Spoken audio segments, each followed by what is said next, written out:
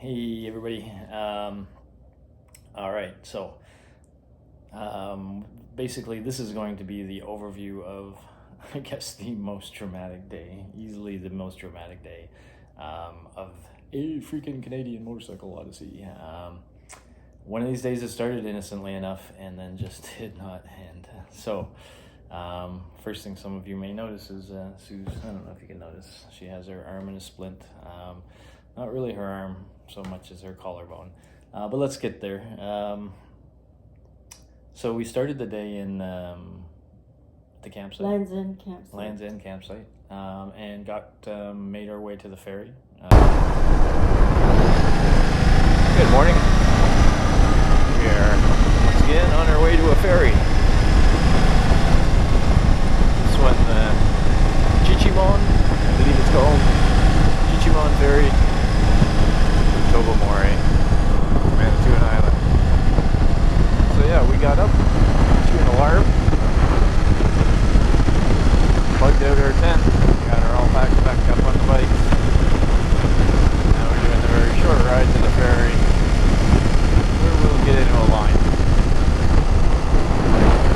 We were going to get up a half an hour earlier and have breakfast and coffee at the campsite, but I think they have breakfast on the ferry. We were worried, rightfully, that nobody else would be awake yet. So as it was, just taking the tent down, folding everything up, and we had to do that as quietly as we could.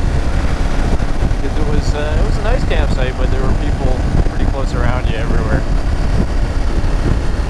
You could hear a dude snoring while I was rolling up my sleeping bag. The dude in the next spot. So, yeah, it looks like a beautiful day. A little bit of cloud up there, but mostly blue sky. It's fresh. I don't know if I can get you a temperature. Sometimes it cooperates. No, it's not cooperating. But I would guesstimate maybe 15 degrees. Got cool last night, but you know, overall, I think we slept pretty well. This tenting thing is not. We look back at the videos and I remember the first two, we looked pretty rough after tenting 2 nights in a row, and I remember not sleeping well at all. I think we got that sorted.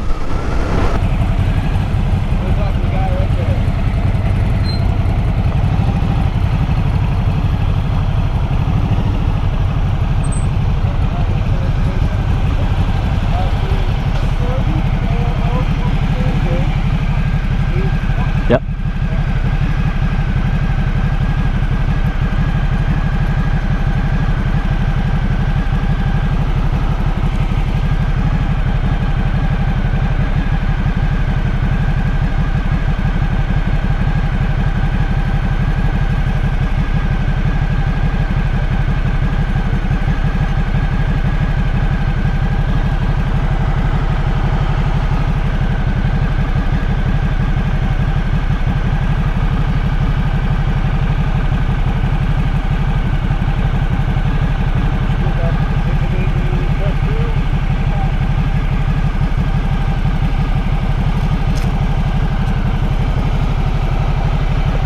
Thank you, sir.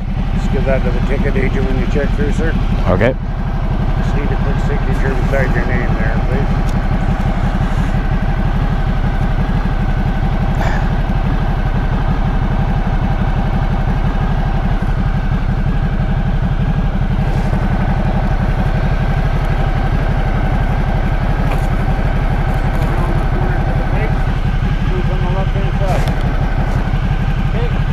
Thank you, sir.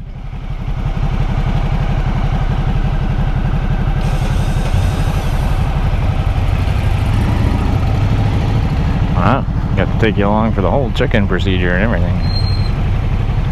Except we're sneaking by. Oh, okay, so we're back to this area, but we're on the other side. Interesting. Shipwreck patio and bar.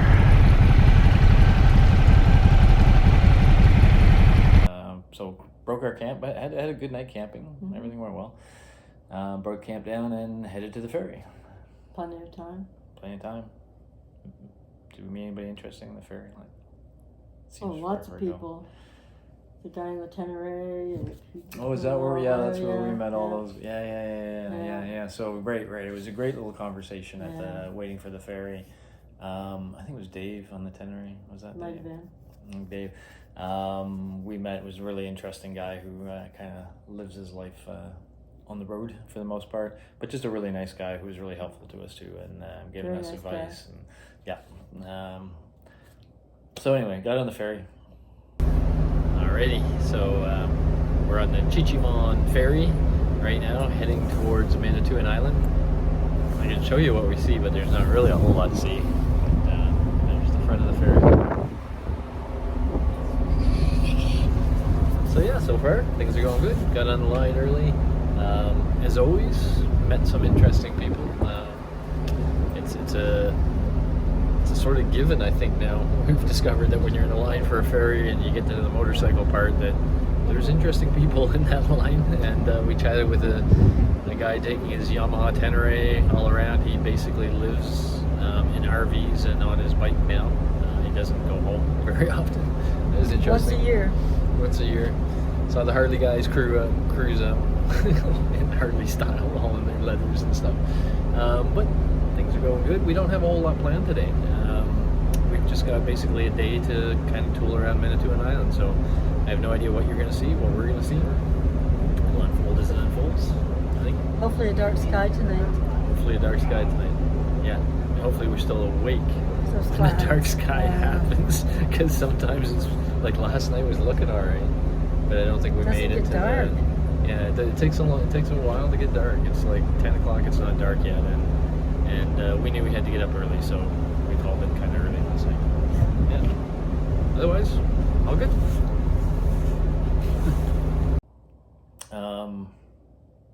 Got to Manitoulin Island, no problem.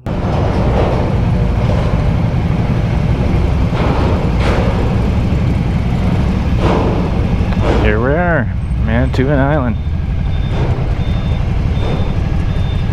Not sure. I guess this is just a busy spot. So it'll be interesting not to leave this way, you guys.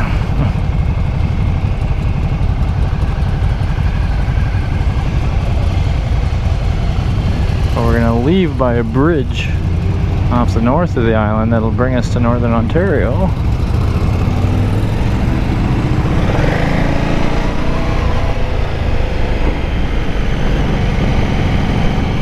What a beautiful day. Not long as we were sort of riding on Manitoulin Island, we went by the area where we were going to be camping, the eco reserve, so we knew where that was right off. And then the idea was to kind of enjoy the island for the day, but that got a little tricky and weird because just the way, I don't know, it's a funny island. It really is.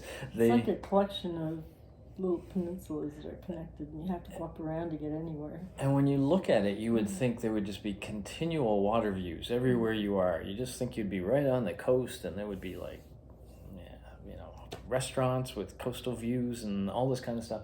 But there isn't. All the roads are kind of inland. And so you find yourself on these roads, and it's, first of all, there's not many people on the island, so it's pretty sparse. Towns tend to be pretty small. Restaurants are few and far between.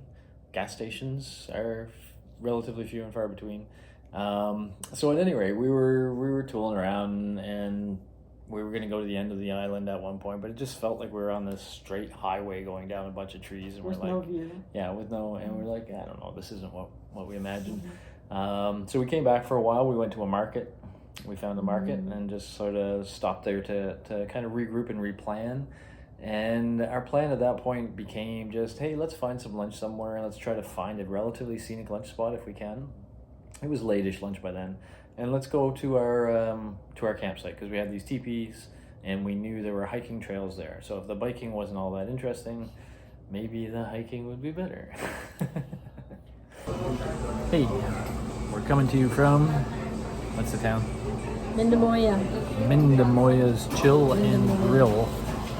We've been really trying to find like a deck overlooking the water. We are on an island, after all.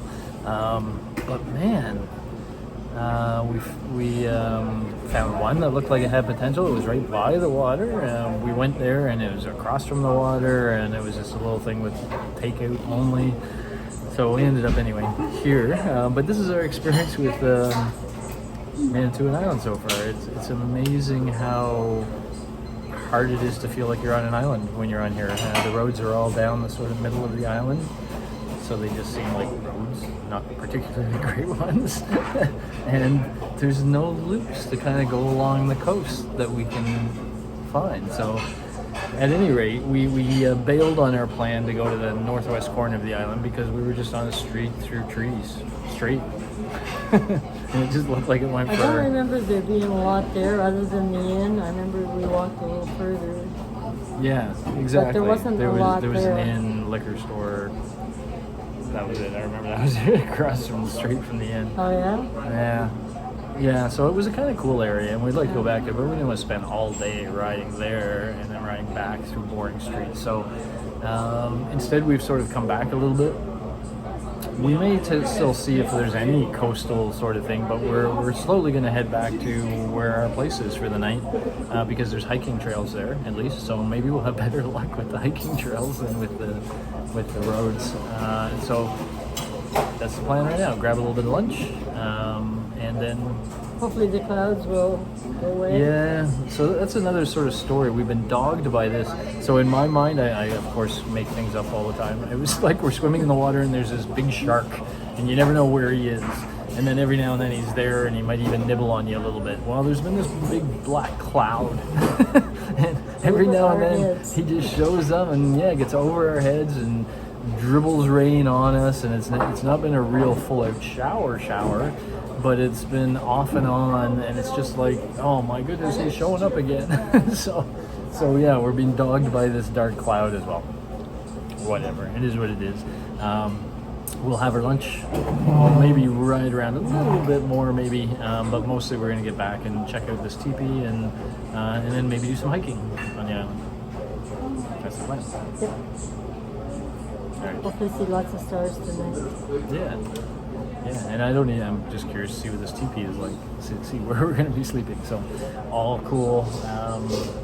That's what we've been up to. We will report back with more later.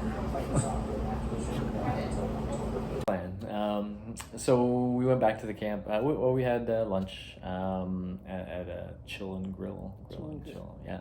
And then we went to the campsite, and it was kind of interesting. So I mean, one thing with the campsite is getting in for the first time was tricky because there was the combination of not really knowing where we were going, plus the roads were dirt with a lot of loose, bigger rocks, which really sends the motorcycle sort of skating around a little bit, and down hills and up hills and corners and narrow, very narrow.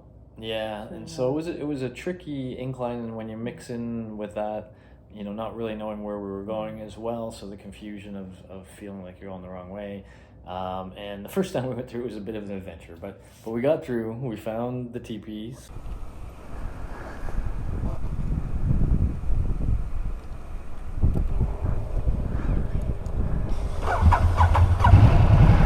So welcome to our eco park where our teepee is.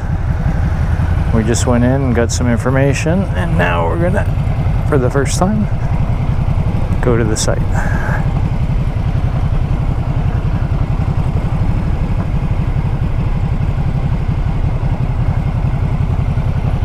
Yeah, they have these little cabins here, various sorts. Whoa. What am I doing? Don't look around too much. Stay on the road.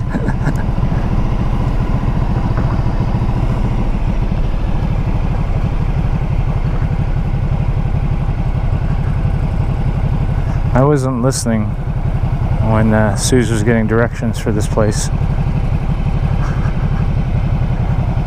So this is, by the way, kind of tricky riding as much because of these stones. See these odd stones here that are kind of big. And so if I look down there, see, they'll bounce your bike around, push your tire one way or another. And if you fight them too much,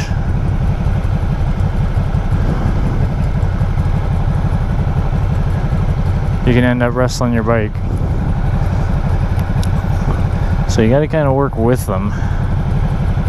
What does she want to do? Go backwards? You want to go backwards? Really?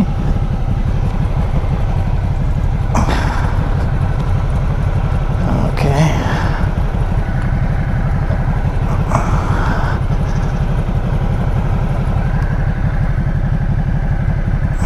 I'm not sure where we're going here.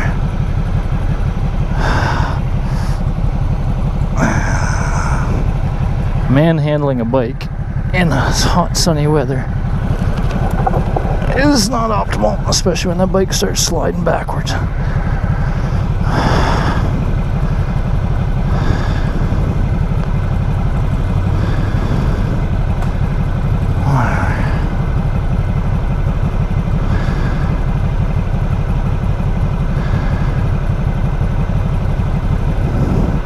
See how that rock is making her life difficult?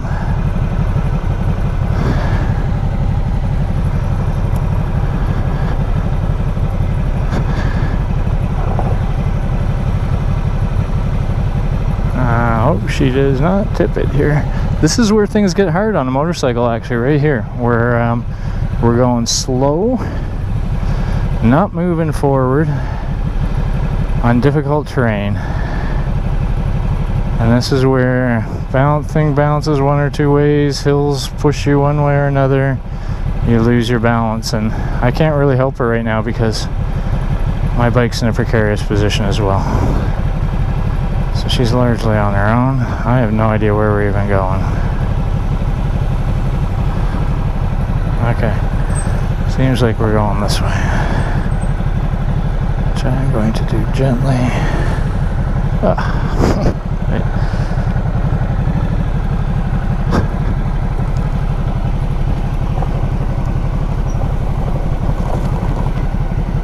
Yeah, this is tricky. Okay, where are we going now? I didn't know I'd be like shooting a course for you on trying to manage difficult terrain. I'll tell you what I'm doing, by the way. I'm leaning back a little bit. I'm trying to leave the front wheel. I'm trying to keep weight off the front wheel. I'm trying to let it kind of just do what it wants to do. So when the rocks push it around, I kind of let them push it around. But then of course you have to compensate after. I'd rather be going faster, to be honest. That slow stuff is killing me.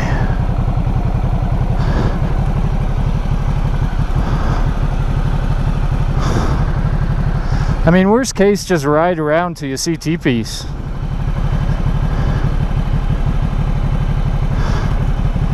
I'm not. Hey, what?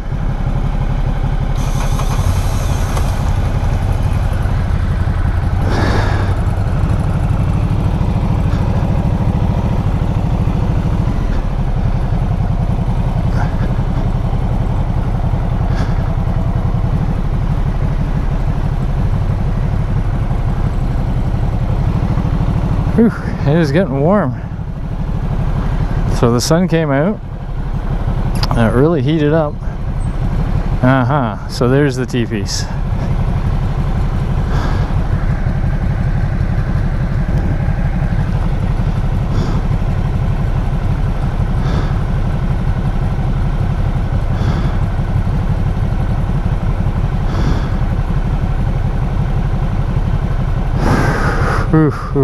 I'm getting so hot here.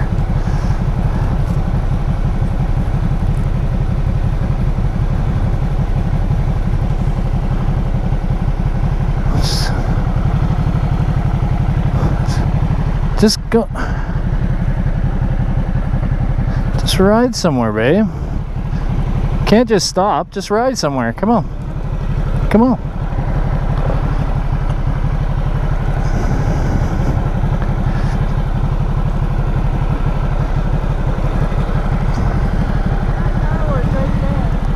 Okay, well, let's go over there then.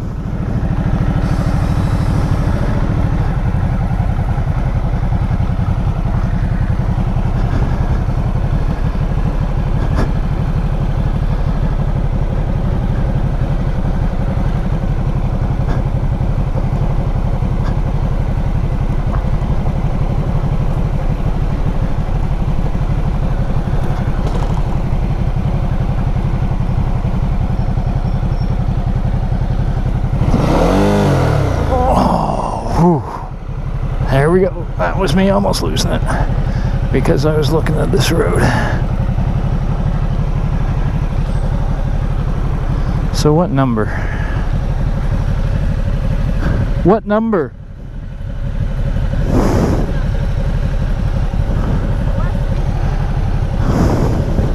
I can't hear you. What number? There's no number. It's the West teepee. The West Teepee? West. I don't know what's the West Teepee. Oh my God, no number. It's the West Teepee. Okay.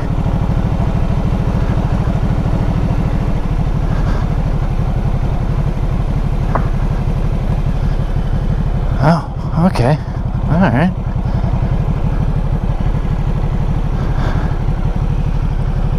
Well, whatever. What name then? This is kind of cool.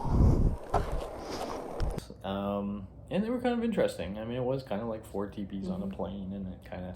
Northeast, south, and west. Yeah, and we had We were west, in the which west we one. thought was so prophetic. We did. Had pictures 'Cause of we were headed west west. because we were heading westward, and you know, generally we were feeling good. We unpacked a bunch of Great. stuff, filled got our teepee with our bedding all down, and organized some stuff, and sat down and had a bit of a drink and relaxed, and then decided to go hiking.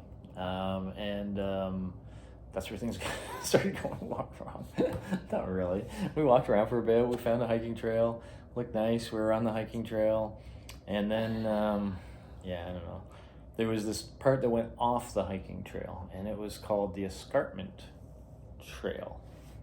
And these had various information things, and basically what it said is, hey, the rocks you'll see along this part are part of the Niagara Escarpment, which is a rock formation that's over 500 million years old or something like that. It looked like there was a real path out around there. There was And this... it could have been a view. Escarpment kind of usually means view. Yeah, so there was this steep part beside us, and Sue was sure there was a view on the other side. Like we would look over the escarpment, or we'd be on the edge of the escarpment. We'd see this beautiful view. Feels like we were just looking for views all day that day. And at some point, I started climbing up that to see. And Sue came behind me, and we climbed up this really steep part of well, it wasn't even the trail. It was just off the trail. Steep to get to the top, and as I was getting near the top, I could tell it was just a bunch more trees at the top. There was no view. Was no whatever. And so I let Sue know that. You were probably about 2/3 of the way up or something like that. Oh, I wasn't that far. Yeah. So at any 6 rate, feet. Sue turns around to go back down. Everything's going fine. We're going back down, and I don't think either of us knows exactly what happened at that point. But somehow, Sue tripped on something or slipped on something, and gathered a little bit of speed because it was so steep. I think she sort of fell forward where there was nothing, and ended up landing on her face and shoulder and side, pretty hard enough to break her collarbone. We didn't know it was broken at the time. We didn't know if it was broken or dislocated or what. I kind of felt it and knew it was broken. We knew it was the potential to be a serious injury, that it was pretty hard. But at that point, well, I mean, after a while, we spent a bit of time just... letting me get my breath back. Yeah, just kind of whatever. And at some point, Sue said what she wanted to do was go back to the teepee, which was not that far away, lay down for a bit, and see how she felt. And so we did that. We slowly got back to the teepee. She laid down, and then I went to get some water for her, and also to find out a phone number or what to do if we had to get to a hospital. And started talking to the camp staff, who were all really great. They were fantastic. And I said, this might be nothing, but it could be something, and what do I do? And they gave me an emergency number to call them.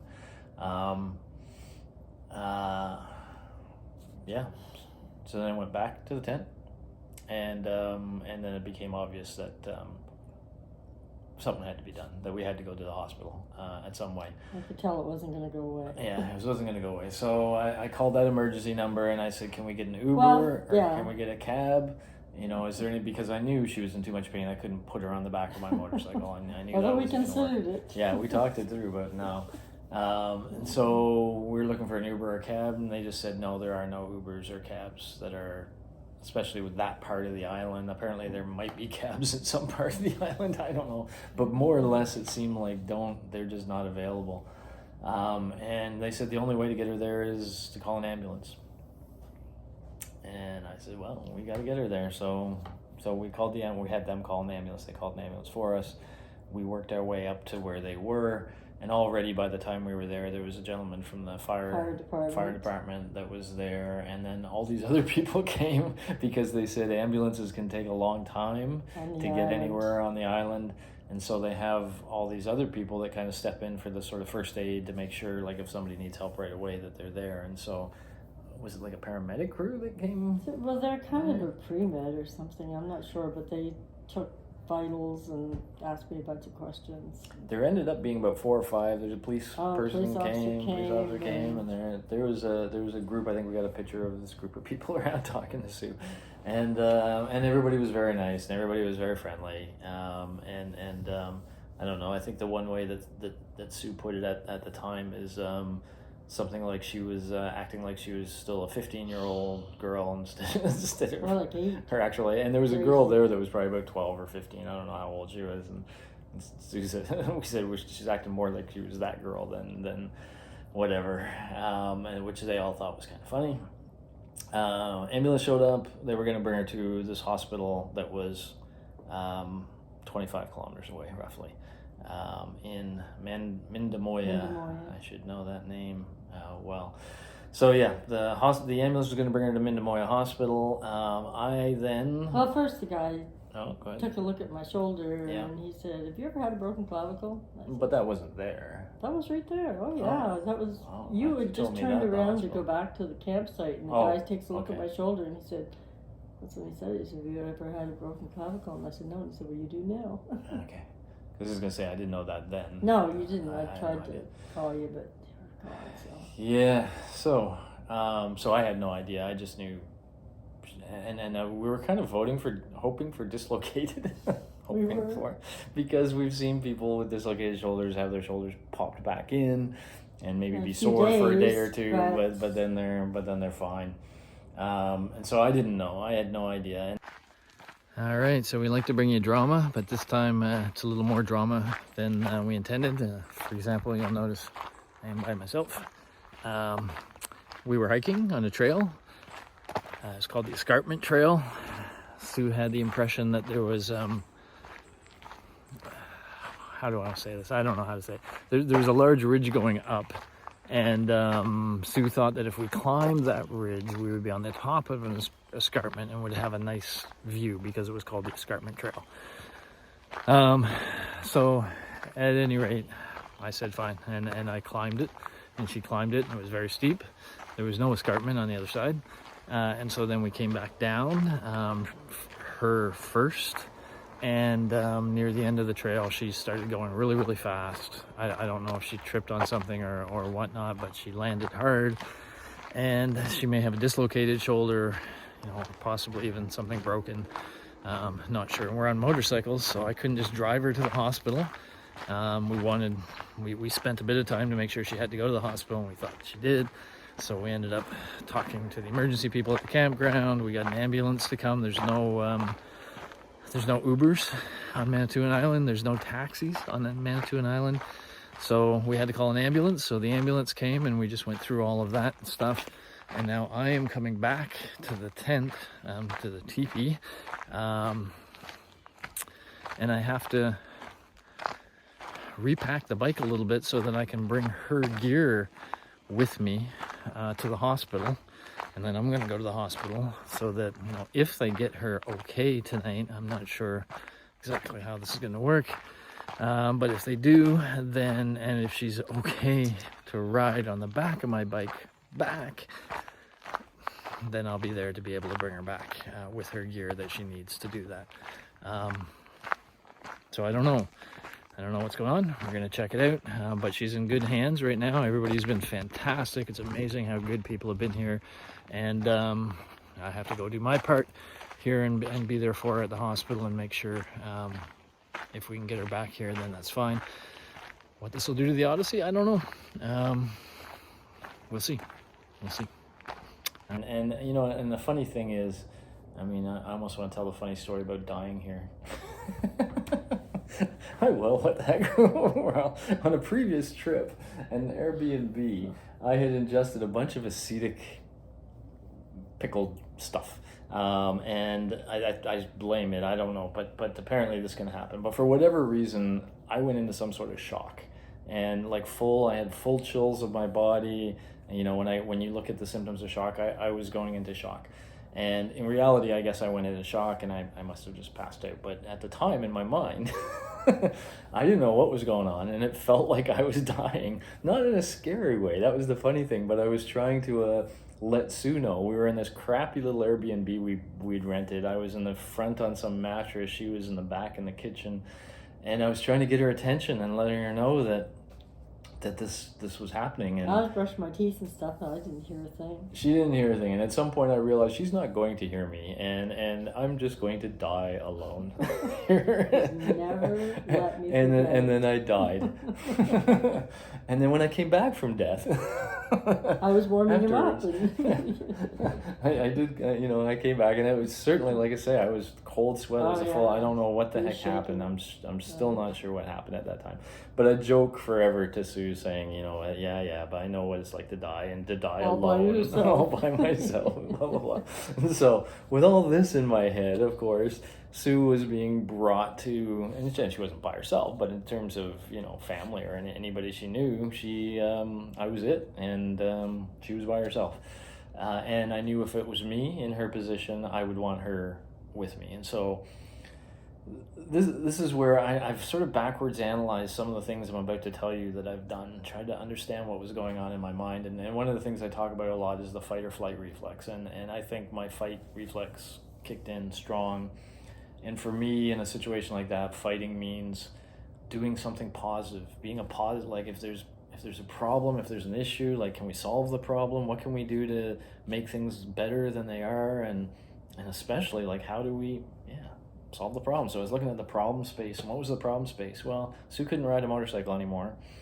So we had 2 motorcycles, 1 person that could ride it, and all our gear at the campsite. 2 motorcycles worth of gear at the campsite. And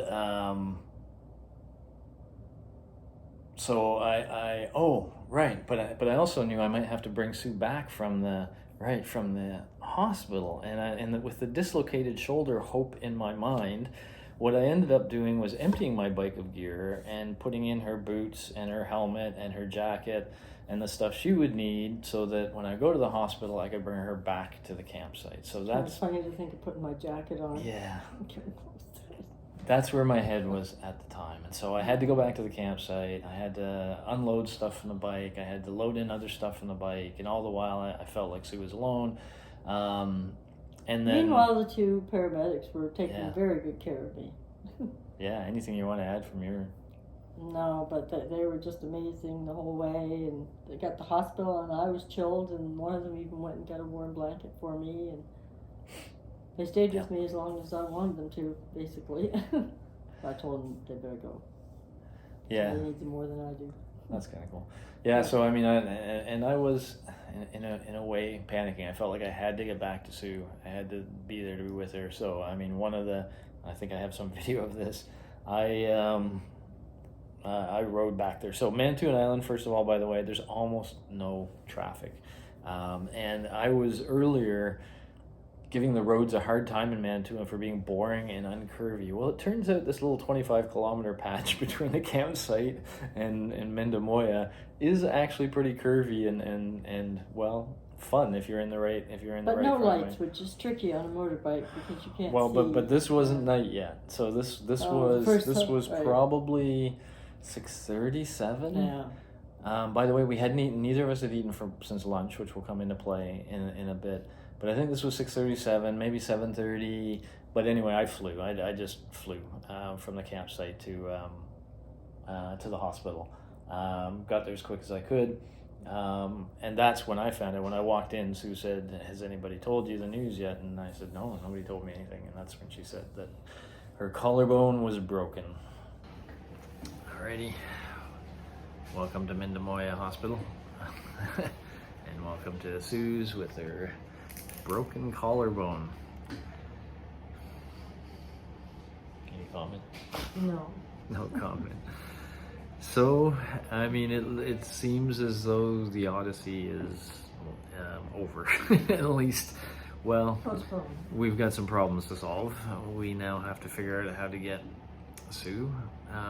Well, the short-term problem is how to get Sue somewhere tonight. This place has no taxis, no Ubers. No Riding here, if I had ridden the speed I was supposed to ride, I think it was 25 minutes or something from the campsite. So How long did it take you? Oh, you don't want to know. So if I'm riding back with Sue's on the back, like, can she even sit on the back of a motorcycle? And if I'm riding back, it's going to take us like about 40 minutes or more to get her back to a teepee with a pad on the floor. So I've found another bungalow we can rent here, Airbnb, for $170 a night. We don't really want to do that. It's in town. I don't even know how to get Sue's there, to be honest with you. I mean, it would still have to be back of the bike, I guess, because there doesn't seem to be any other option for moving people around, and things are pretty much great distance. So we're contemplating things like storing the bikes here, renting a car, bringing Sue's back to Toronto that way, and then waiting till she's healthy a month plus from now, and coming back, I guess, by renting a car again, dropping the car off, getting our bikes, and bringing our bikes back to Toronto, or getting a U-Haul, and that we can just ride the bikes, put the bikes in, load them up in the back, tie them down as well as we can. They don't have the right tie downs in U-Hauls, which are really annoying. It's hard to do it right. We have tie downs. They don't have the No, but they don't have the D-rings that we need to tie them down right. So I think we're gonna have to sort out the bicycle thing tomorrow, because there's no storage stuff open now. There's no U-Haul stuff open now. So I think the immediate problem is, what the heck to do with Sue's tonight? where to bring her? They've already told her it's going to be a while. She's had x-rays, but I don't know what else they're gonna do. What do you do for a broken collarbone? Oh, depends on how it's broken. If it's a plain break, they may just bandage me up or something and send me on my way. They told her it's going to be a long night. I don't think they'd like the idea of her riding on the back of a motorcycle with whatever she's got. What else do we do?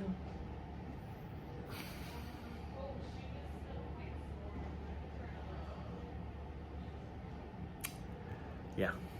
So, hey, problem solving space. Not the way we wanted the Odyssey to end, but you don't know how they're going to end. That's part of the adventure spirit. So anyway, we're going to sort this out, get back to Toronto, and get Sue's feeling healthy. That's what matters now. So that's the goal. And peace. So, I mean, with those words, the Odyssey, as we imagined it, just could not continue. From what everybody says, it's going to be weeks until she can ride a motorcycle again. So that was that for that. But I don't think either one of us sort of, and I think we're still processing that, to be honest. We're going to have one more video after this of our reflections about all of this. But hey, whatever. At that point in time, what it became was Sue has a broken collarbone. We have 2 motorcycles. I cannot bring Sue and a motorcycle back to the campsite. There are no taxis. There are no Ubers. And the hospital was not going to let Sue stay in the hospital. And so first thing was... Not that we even wanted that. No, but the question was, but where do we go? Where do we go? What do we do? I mean, we're suddenly homeless. And so first the hospital wasn't very helpful. Hospital people, when I was kind of saying, hey, this is a problem, but eventually they started making suggestions, and they suggested a couple of places in town, both of which we tried, both of which were full. One of those places, which was the Manitoulin Inn, said, I might not normally suggest this, but there's another place called the Mindamoya Motel that you might want to look into. It's a 2-star motel in Mindamoya. But it turned out, we called, and the gentleman that answered turned out to be a huge help for us. And a fantastic guy. So half of the motel was being renovated, I think. And as I think I understand what he did, he basically, one of the rooms was in pretty good shape, was pretty much, ready to go. And so he said, okay, you guys can stay in that room. So, so we had a room. It was very clean. Yeah, it was about 2K away from the hospital. And I know now, if I would have mentioned that to this guy, he would have come and pick us up. Well, you said he would have. Yeah, he would have. But I mean, I wouldn't even ask that, right? You're booking a room in a motel, you don't ask for. So, but I knew it was within walking distance, and so Sue and I walked, and by then it was dark. 2 kilometers after I had a shot of morphine and 2 pills. Yeah. And it was getting late. It was 10, 11. Yeah, at least 11:30. I don't know. It was something like that. So I walked with Sue back to the motel.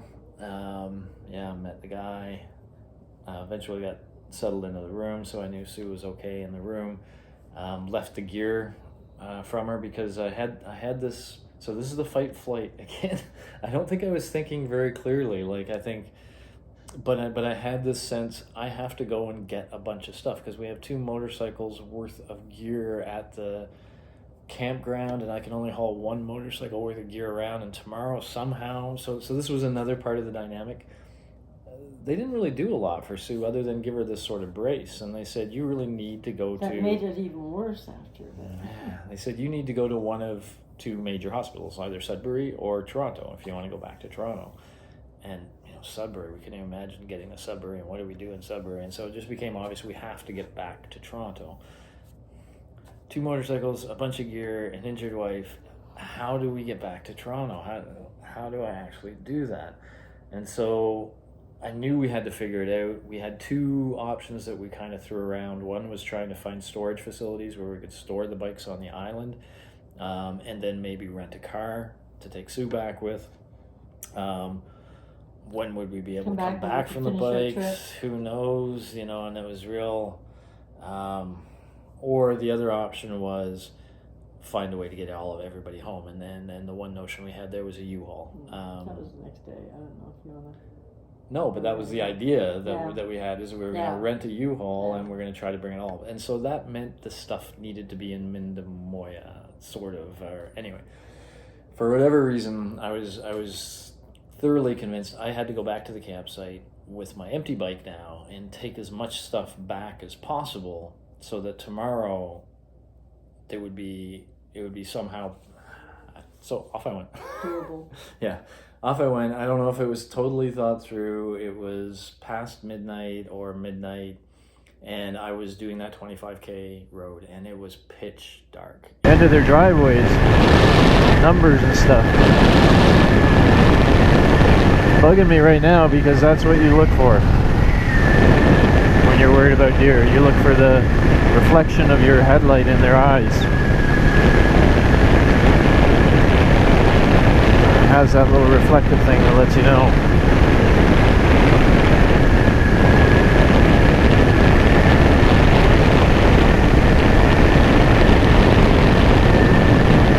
I criticized these roads earlier today for not being curvy enough.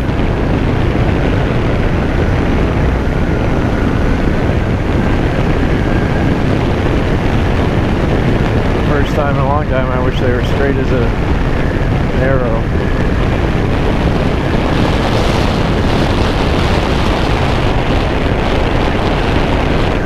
The real good news is that car that just went by was really the first car I think I've seen since I left the hospital.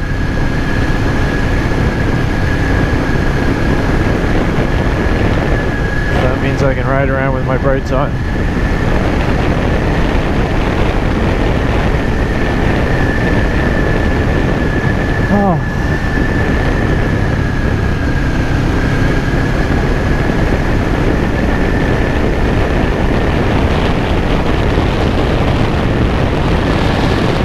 my deeper thoughts on the Odyssey being toast.